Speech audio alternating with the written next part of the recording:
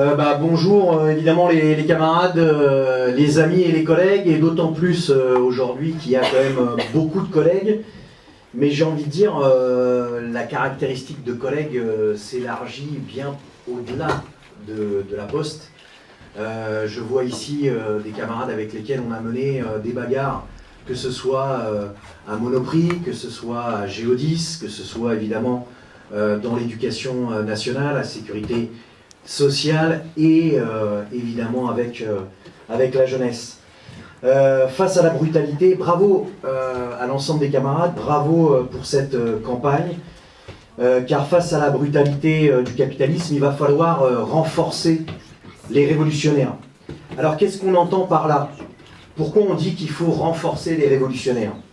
Évidemment, vous avez pu le voir, il y a ici, et vous connaissez un certain nombre de copains, copines, ils sont vaillants, vaillantes, ils sont de toutes les luttes, qui ne subordonnent en réalité à aucun élément, j'ai envie de dire, qui soit autre que celui d'essayer d'atteindre l'objectif, de gagner, de remporter une victoire.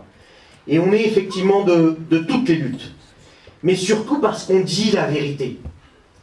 Et dire la vérité, c'est dire que face à l'appétit féroce du capitalisme, il n'y aura pas de raccourci.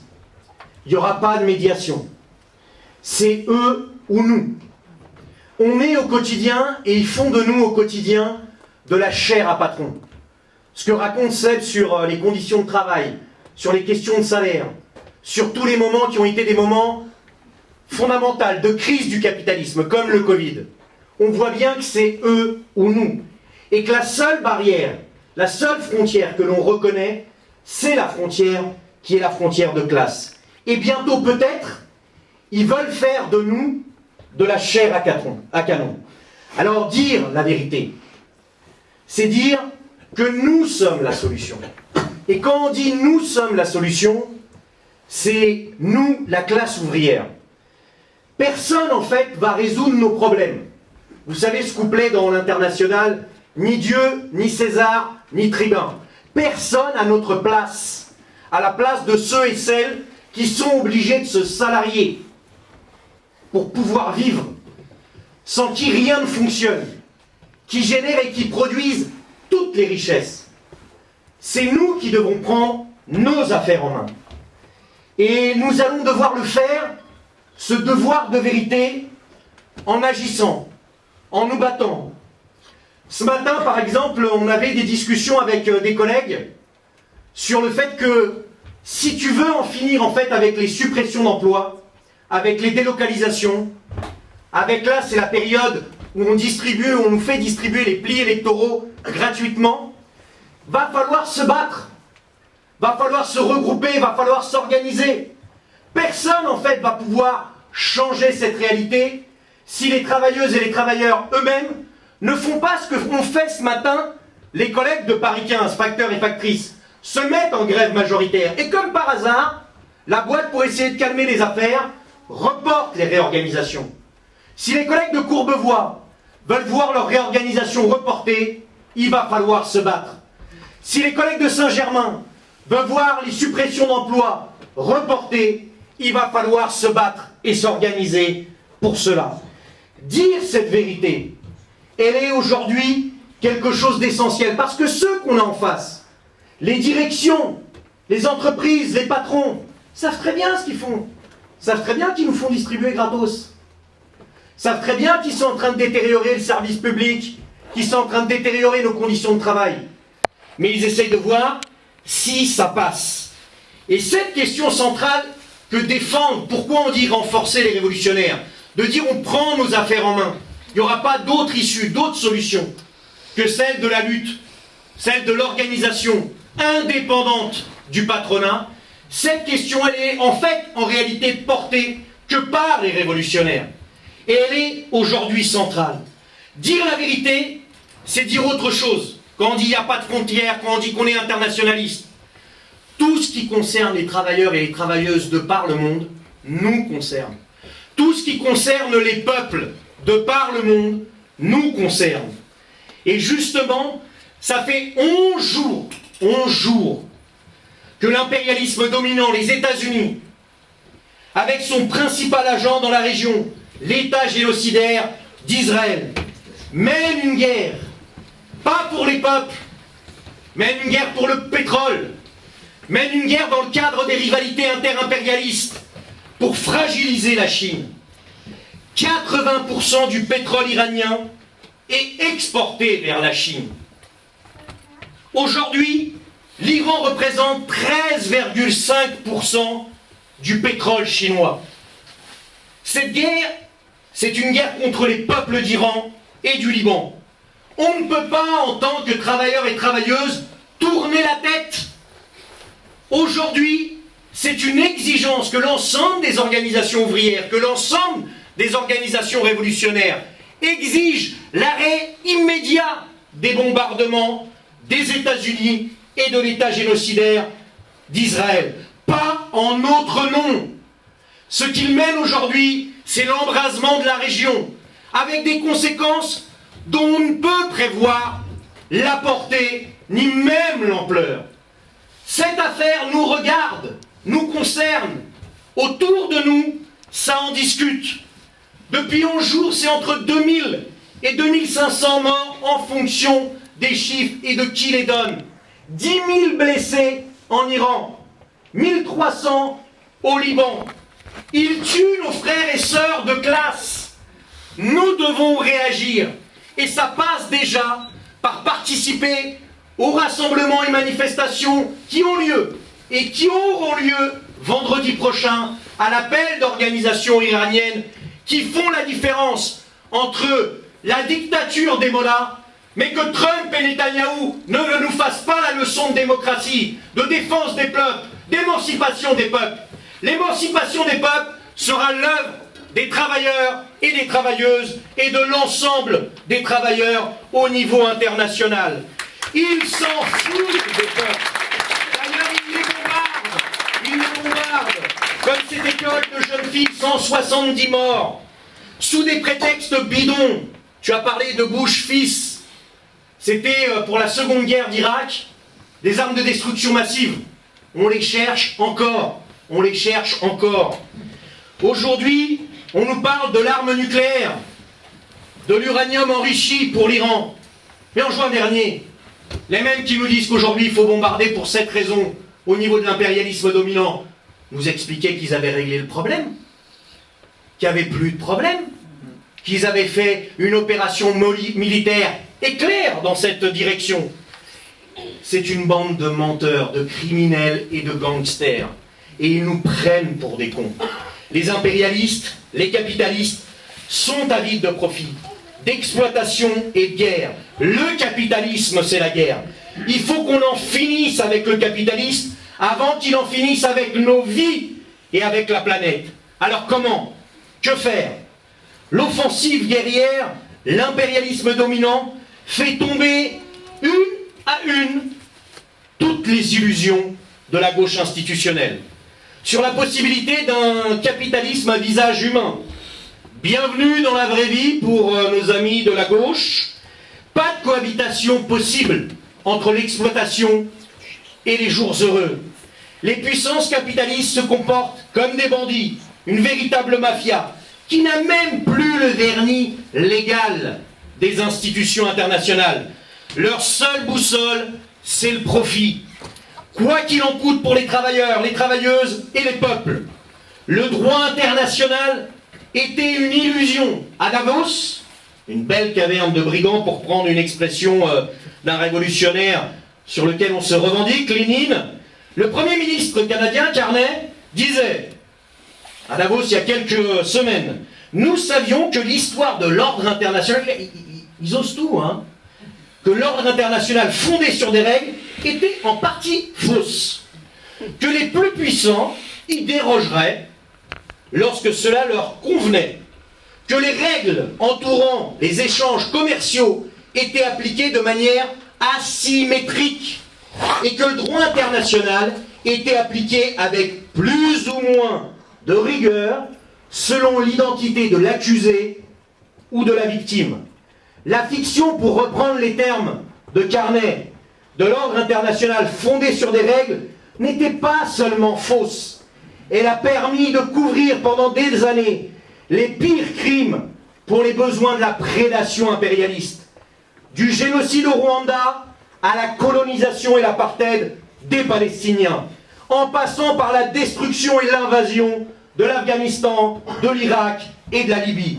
Voilà pourquoi aucun de ces dirigeants impérialistes ne sera jamais inquiété par la Cour pénale internationale ou la Cour internationale de justice. Trump et tous les impérialistes, fussent-ils chinois ou russes, doivent être stoppés par les travailleurs, les travailleuses et les peuples. Aucune confiance dans notre propre bourgeoisie. On va faire confiance dans ceux et celles qui au quotidien nous exploitent, ceux et celles qui nous envoient au charbon. Là, quand on a un porte-avions qui part, Charles de Gaulle, qui n'est pas encore dans le détroit d'Ormuz, pas encore. Ils prévoient, ils en discutent pour le porte-avions Charles de Gaulle, mais ils disent que ça ne serait possible pour protéger un peu la circulation que dans 3 semaines. Ça veut dire qu'ils se projettent quand même sur un long cours en termes de conflit militaire. Mais par contre, ils sont allés en direction de Chypre. Alors, au-delà de ça, ici, ils nous font déjà payer en fait la note de cette intervention militaire. Avec le prix de l'essence, qui est déjà à 2 € le litre, avec en plus, on voit de la même manière qu'au moment du Covid, le fait que le capitalisme n'a aucune forme de respect de la vie humaine. Les masques, sur le tarmac même des aéroports, ils étaient prêts à les vendre au plus offrant. La Poste, elle, en avait caché sans les donner aux salariés de son entreprise qui travaillaient depuis le premier jour, sans aucune forme de protection. Et là, on voit la spéculation qui est faite par un certain nombre de pompes sur la question, justement, de l'essence. Mais au-delà de cette spéculation, on refuse en fait toute participation, tout engrenage. C'est quoi cette nouvelle formule d'action défensive quand on voit des porte-avions avec des avions, quand de la même manière tu dis que c'est pour protéger en fait Chypre, en oubliant d'expliquer qu'en fait, sur Chypre, il y a 2 bases britanniques qui ont été effectivement bombardées, mais dont la Grande-Bretagne ne se cache pas de vouloir être main dans la main avec l'impérialisme dominant dans l'offensive impérialiste et guerrière. Alors on est dans ce cadre où on exige qu'aujourd'hui notre propre bourgeoisie, notre propre impérialisme soit totalement détaché de toute forme de participation. Alors, étant moi-même d'origine andalouse, vous avez tous vu Pedro Sanchez. Bon, c'est vrai que en comparaison avec Macron, il n'y a pas photo, comme tu dis. Hein. Ah, on peut être là, on s'enthousiasme. Mais dire la vérité quand on est révolutionnaire, c'est bien de dire ces 4 mots, comme il l'a dit. Non à la guerre. Non à la guerre. Mais dire non à la guerre, c'est dire dehors les 8000 soldats américains qui sont sur le territoire de l'État espagnol. Dire non à la guerre, c'est dire les bases de Rota et Morón dans le sud de l'État espagnol, en Andalousie, pas de salade. Parce que c'est pas parce que ça, entre le 27 février et le 4 mars, c'est 40 mouvements d'avions. Alors ils ne sont pas allés directement en Iran. Ils chargeaient, puis ils allaient dans la base italienne. Ils chargeaient, et ils allaient dans la base allemande, qui, elle, allait attaquer directement. Et pareil sur Chypre, ils ont envoyé une frégate d'un monde colonialiste assez dégueulasse, la frégate Christophe Colomb, de la même manière que notre Charles de Gaulle. Ça doit être une habitude d'appeler ces bateaux-là par des noms de merde. Excusez-moi pour le terme. Alors, aujourd'hui, qu'est-ce que nous, on propose en tant que communistes et révolutionnaires? La première des choses, c'est dire on peut faire face. Il faut éviter que la sidération qu'ils veulent semer dans nos têtes nous empêche de réagir. On fait effectivement tout tourner. C'est donc bien à nous de tout décider. Mais c'est pas juste ça. Nous sommes le nombre. La solution, elle vient de ce nombre, justement.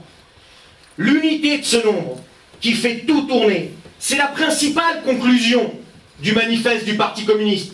Prolétaires de tous les pays, pourquoi on défend cette perspective? Unissez-vous, qui est toujours d'actualité. 178 ans après la conclusion du manifeste du Parti communiste de Marx et Engels, la révolution, l'indépendance de classe, la lutte de classe, l'internationalisme restent des éléments qui sont des éléments centraux. La lutte indépendante des travailleurs et des travailleuses, y compris en période de guerre, pour la défense de nos intérêts, qui sont contradictoires et irréconciliables avec ceux qui nous exploitent et nous envoient à la guerre, à savoir les bourgeois et les capitalistes. Le nombre en Iran, c'est 88 millions de personnes. Au Venezuela, c'est plus de 33 millions de personnes. Au Liban, près de 6 millions de personnes. À Cuba même, 11 millions de personnes. Ce nombre en mouvement, avec une politique indépendante et commune, est imparable. Il n'y aura pas de raccourci. L'impérialisme, c'est aussi l'époque des guerres, mais aussi des révolutions. Pour cela, il faut de la vapeur, des explosions sociales, comme ça a été expliqué ici. Elles ne dépendent pas de nous. Même si on y joue un rôle, du moins on tente d'y jouer un rôle. Mais il faut aussi un piston, une boîte de vitesse, un parti révolutionnaire, avec une tactique, une stratégie, une implantation ouvrière, et dans la jeunesse, comme tu le disais, qui est la flamme de la révolution. Et ça dépend beaucoup de nous, ça dépend beaucoup de vous. Ces élections municipales, pour nous, c'est un nouveau pas dans cette direction, celui d'une politique indépendante des révolutionnaires, celui de la construction d'une direction révolutionnaire. Alors on aurait préféré, on le dit, le faire en commun avec les camarades de lutte ouvrière sur cette ville. On l'a proposé au niveau national. Les camarades ont fait le choix de déposer des listes séparées. Ils ont dû penser que dans le contexte actuel, nos divergences étaient trop importantes pour pouvoir défendre une perspective commune. Ce n'est pas notre point de vue. Et j'ai envie de dire, encore moins à Gennevilliers, où la possibilité d'avoir un conseiller municipal est quelque chose d'accessible, y compris pour la gauche révolutionnaire, puisque ça se pose autour de 500 voix, si comme à l'accoutumée, il n'y a qu'un seul tour. Cette question-là, elle aurait fait une différence. Elle aurait fait une différence pour tous les éléments qui ont été portés aujourd'hui ici. En tous les cas, en ce qui nous concerne, cette question du pôle des révolutionnaires, de prendre nos responsabilités, on le portera partout où nous sommes. Et là où nous ne sommes pas présents, évidemment qu'on appellera à voter pour lutte ouvrière. Pourquoi? Parce que comme nous, ils ont fait en fait le choix d'assumer, de défendre une perspective, une politique, un programme ouvertement communiste, ouvertement révolutionnaire, de dire la vérité aux travailleurs et les travailleuses. Tout ce que nous avons obtenu, nous l'avons obtenu au travers de nos grèves, de nos luttes, de nos mobilisations. Tout ce qu'a obtenu la classe ouvrière, c'était pas dans des programmes électoraux. Et il n'y a pas besoin de revenir à 36, 17 ou même 68. Cette question de la force que nous représentons est une question qui est une question centrale. Je vais terminer avec ça. Si on veut la paix, il faut qu'on prépare la révolution. Si on veut en finir avec l'exploitation, il faut qu'on prépare la révolution. Mais ça veut dire faire des choix de vie. Face à eux, face aux politiques toujours du moindre mal. Moi, je dois vous avouer, j'ai beaucoup d'amis, y compris dans la gauche institutionnelle, surtout au niveau de la France insoumise, pas que au niveau de camarades de service ou de classe, y compris des militants, dirigeants ou dirigeantes de ces organisations.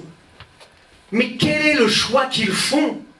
Comment est-il possible de ici être séparés, de l'autre côté de la ville d'être avec le PS, de encore dans une autre ville d'être qu'avec Europe Écologie Les Verts, et puis d'annoncer dès maintenant, alors que tu es en train de les conspuer à longueur de journée, parce que ce qui est bien avec le Parti Socialiste, c'est qu'ils n'ont même pas besoin d'être au gouvernement pour attaquer les travailleurs, ils laissent passer un budget d'austérité plus, ils demandent, ils implorent l'usage du 49.3, argument donné pour rompre avec le nouveau Front Populaire, d'exiger de la part de Lecornu au début qu'il n'y ait pas de 49.3. Comment tu veux t'y retrouver si l'énergie qui était dédiée par l'ensemble de ces organisations de la gauche institutionnelle était dédiée au plan de bataille, au rapport de force, à la capacité de justement suivre l'ensemble des grèves? On ne manque pas de lutte, on manque de militants et de militantes capables de suivre cette lutte, de les unifier, de les faire converger. Je termine avec cette question.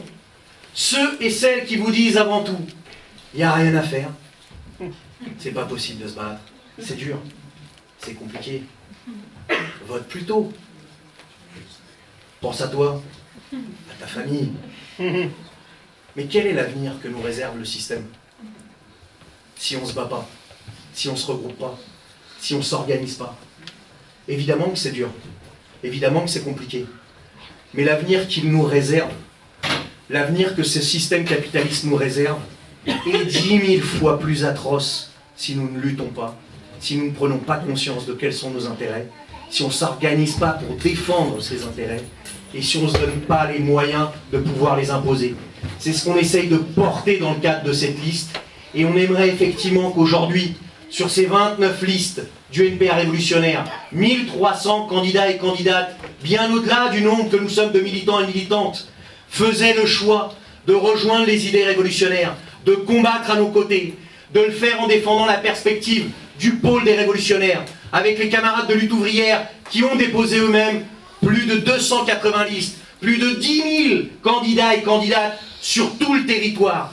Évidemment que ça représenterait une force. Parce qu'on le sait tous, dans les entreprises, dans les quartiers, dans les lieux d'études, ce qui fait la différence au final, c'est pas le pouvoir électoral que tu as, c'est ta capacité de mobilisation, ta capacité d'entraînement, ta capacité de te lier au monde réel pour te battre, pour lutter, pour faire y rêve. Eh bien c'est ça qu'on propose, on propose de le faire ensemble, et j'ai envie de dire, quelque part, on n'a pas beaucoup d'autres choix.